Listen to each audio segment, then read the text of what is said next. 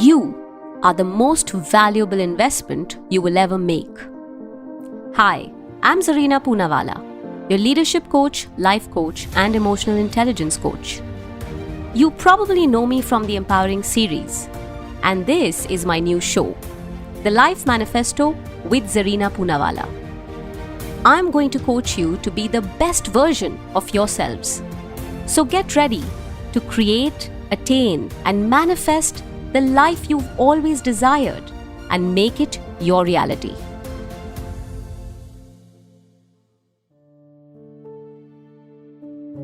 So I hope you're ready for this episode and I hope you like it. Do you feel guilty when you have to put your needs above other people's? Does it make you question your intentions when you decide to take care of your priorities before everyone else's? And let's suppose that you do that for yourself, right? Just once, you put yourself first. Then you not only regret it or feel guilty about it, but you are made to feel so with salty and mean comments from those who you did not put before you. Trust me when I say, I know how this feels. Let me confess, I felt that too. Until one day, I decided, no, I'm not going to live like this and I'm not going to feel like this. Why though? Why is it so difficult for us to prioritize ourselves? It is something I have been addressing in many sessions, only to realize that this problem is more common than you think. So I'm very glad when this came up as a topic, a suggestion, because it was just about time for me to put it out there. So think about this. How often have you been told, I am done with you all.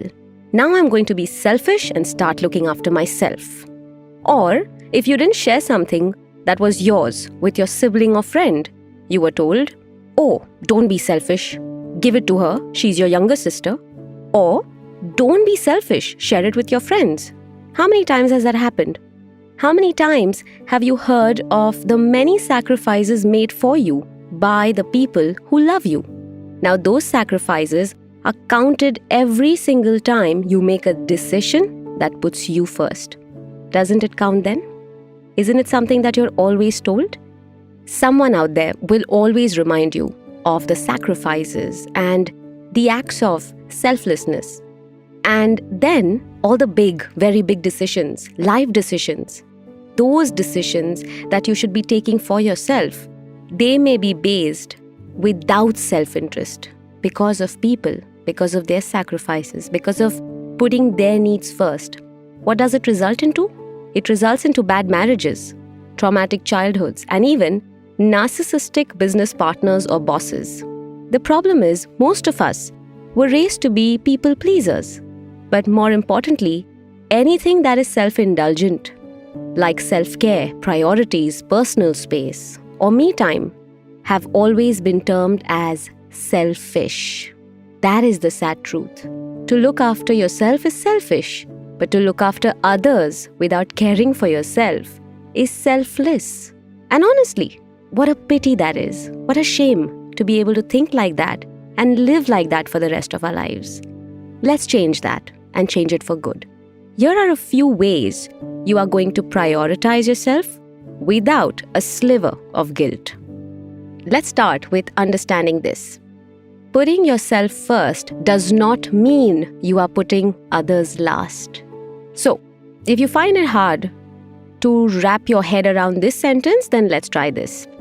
Looking after yourself is important. Your definition of selfish is what was created for you. It's not your own. Be selfish with the right intention. Be selfish, but don't lack empathy in the process. And prioritizing yourself is the right intention, and it is you showing empathy for yourself and others. That's how you need to see it. Try the 3S strategy. Now, this is my own little invention, which works wonders in a lot of my sessions.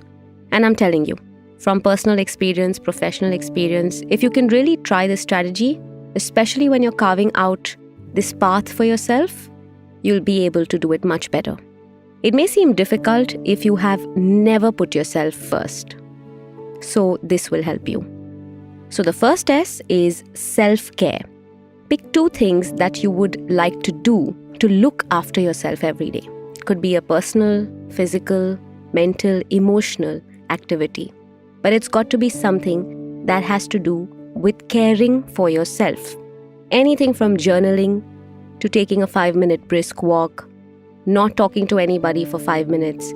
It could be you getting a nice, simple head massage or taking your vitamins that you have been neglecting every single day. Or simply starting your day with a morning routine which you have never been able to form. So the first S is self-care. The second is self-work. Become self-aware. Now we've talked about this multiple times.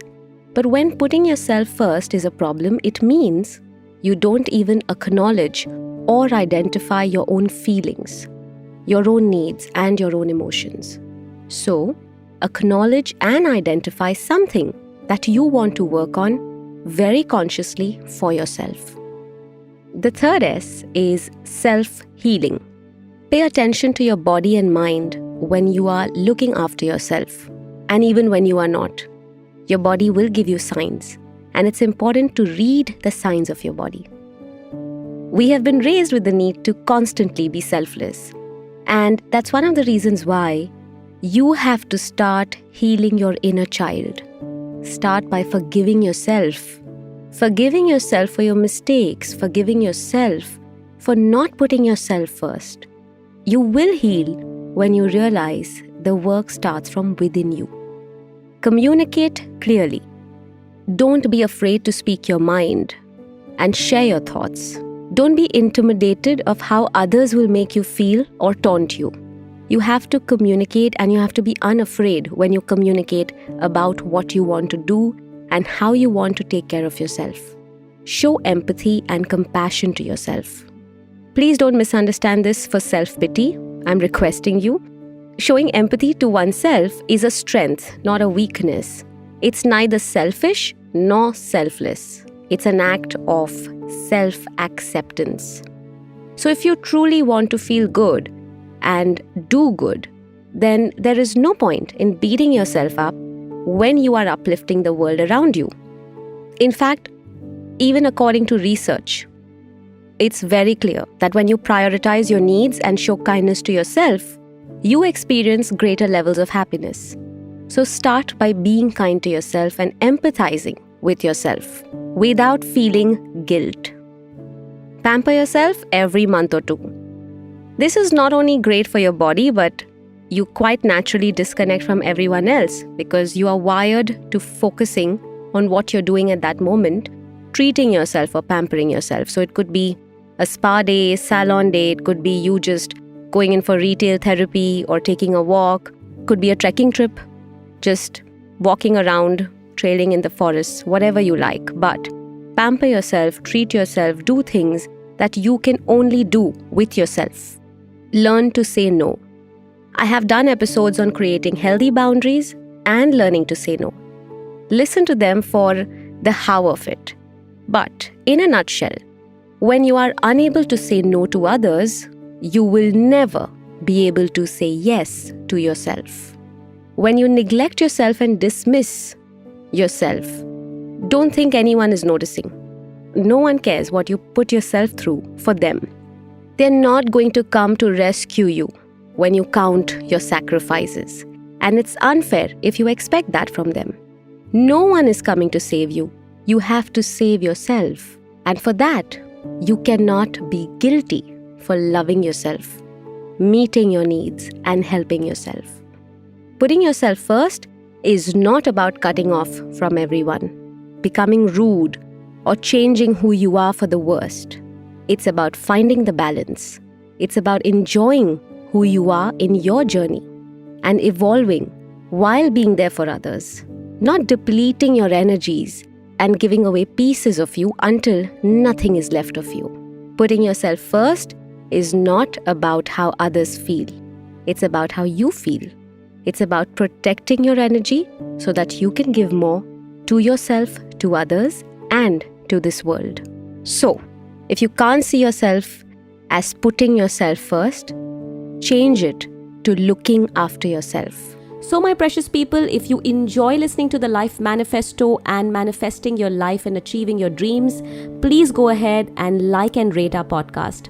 You can also click on the notification bell to get to know as soon as our latest episode drops. Do subscribe to the Life Manifesto. It's going to help us go a long way and also reach out to like-minded people who want to truly manifest their lives and live the best version of themselves. Meanwhile, do what you love and do it often. And if you don't like something, go right ahead and change it. The power is within you.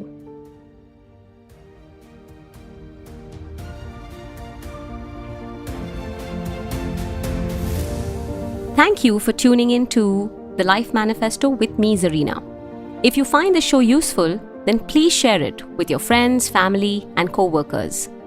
You never know. You may just help someone become the best version of themselves. And if you want to align your life with some signature masterclasses, certification courses, and live sessions with me, go check out and download my app, Life Manifesto with Zarina Poonawalla, available on Play Store or Apple Store. And if you have any suggestions or anything that you would like to share with me, get in touch with me on my social media handles. I am at Zarina Poonawalla on Instagram and LinkedIn, and at Zarinaspeaks on Twitter. See you in the next episode.